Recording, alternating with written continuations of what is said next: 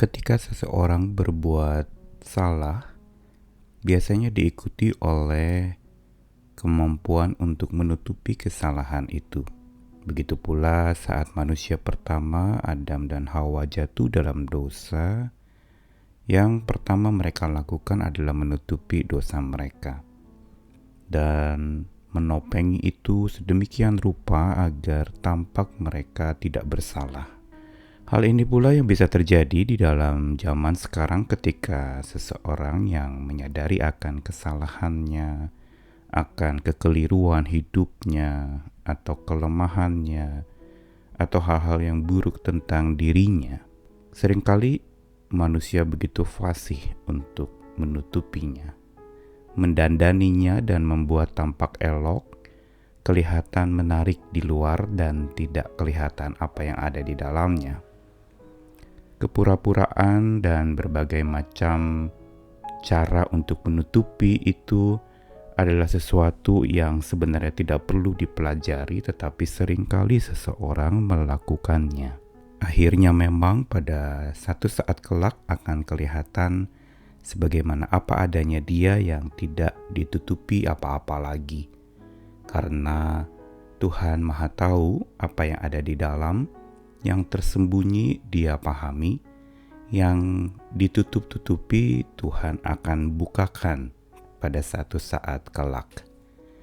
Saya Nikolas Kurniawan menemani di dalam Sabda Tuhan hari ini yang masih mengambil dari kisah Yeremia pasal 4 ayat 30-31 merupakan bagian dari teguran dan panggilan Tuhan untuk supaya orang-orang Israel bertobat dan kembali ke jalan yang benar, sambil mengingatkan bahwa akan ada hukuman yang menimpa mereka, yaitu dibuang ke Babel, tempat pengasingan yang sama sekali tidak menyenangkan buat umat ini.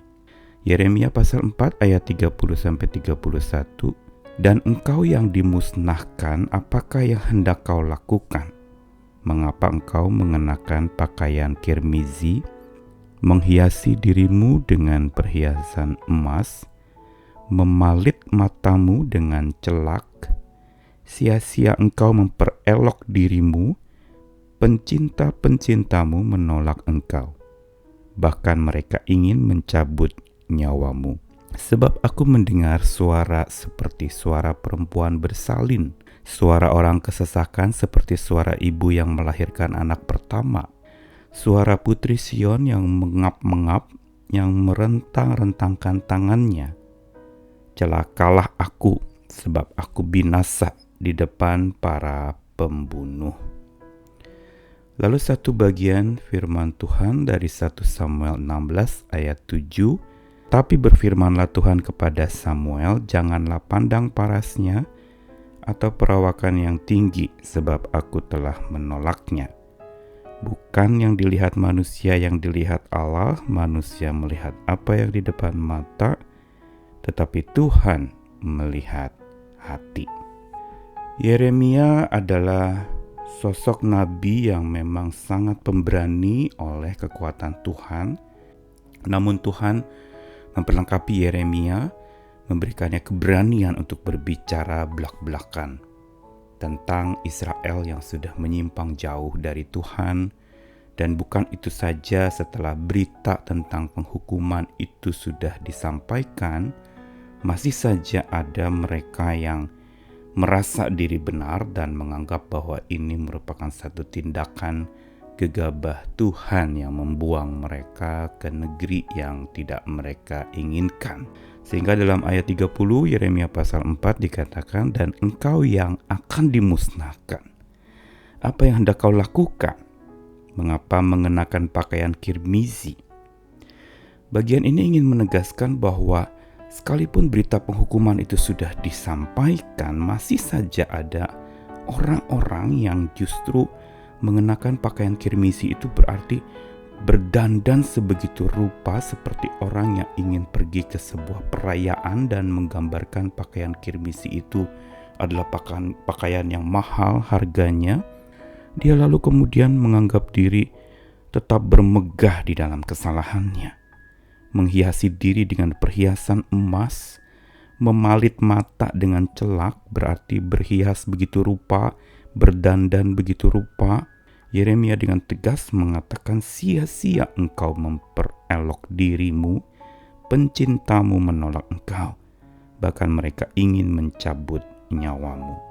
Ungkapan sia-sia engkau memperelok dirimu ini merupakan teguran yang sangat keras bagi orang-orang yang pada waktu itu berdandan begitu rupa, mengemas dosa dan kesalahan serta kerapuhan dan kekotoran mereka dengan kemasan-kemasan yang tampak indah seperti pakaian kirmisi, seperti emas, seperti dandanan di mata seorang perempuan yang dengan hiasan-hiasannya tak lagi tampak seperti aslinya.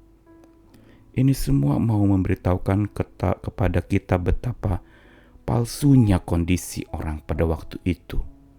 Dan ini yang menyebabkan Tuhan begitu berduka dan terluka ketika mendapati bahwa umat kesayangannya itu justru hidup di dalam sebuah kehidupan yang jauh dari pertobatan itu.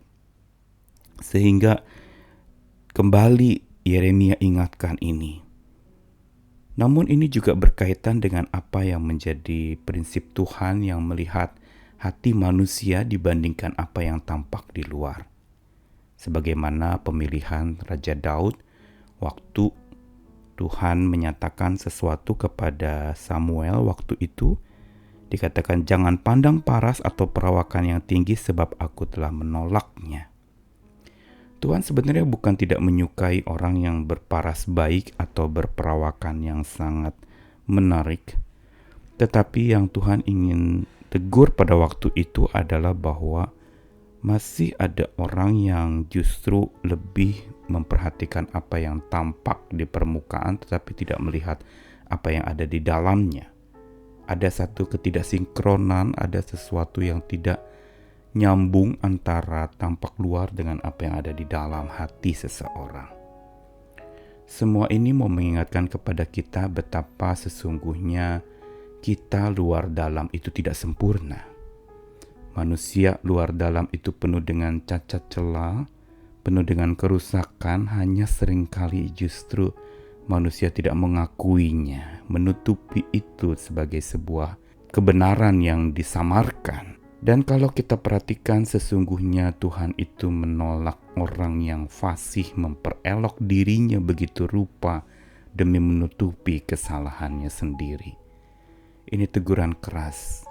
Mereka memperelok diri, mereka tampak elok di luar, tapi mereka ditolak oleh Tuhan dengan keras dan tegas. Namun sebaliknya Tuhan itu menerima, Dia tidak pernah menolak orang-orang yang datang membuka kebenaran tentang cacat dirinya, tentang rusak dirinya, tentang betapa rapuh dan hancur dirinya. Dalam hal ini Tuhan menginginkan dari setiap kita untuk sebuah keterbukaan dan kejujuran, mengakui betapa rapuh dan betapa lemahnya kita di hadapan Tuhan. Saat-saat ini menjelang peringatan dan pengingatan tentang kematian Yesus di hari Jumat Agung mendatang, marilah kita bersama-sama memeriksa diri. Seberapa jauhkah kita berdandan begitu rupa memperelok diri untuk tampak menarik di hadapan orang, tetapi sebenarnya kita menarik diri dari hadapan Tuhan. Mari kita berbenah diri lagi, mari kita bukan mendandani tampak luar kita, tetapi merubah hati kita dengan mengaku betapa lemah dan betapa berdosanya hidup kita. Biar hari-hari ini menjadi hari di mana kita sungguh mengalami penerimaan dari kasih Tuhan. Karena itu akuilah segala kecacatan dan kerusakan dirimu di hadapan Tuhan secara terbuka. Dia jelas menerima dan Dia mau memulihkan hidup setiap kita yang berani mengaku akan kelemahan dirinya di hadapan Tuhan. Amin.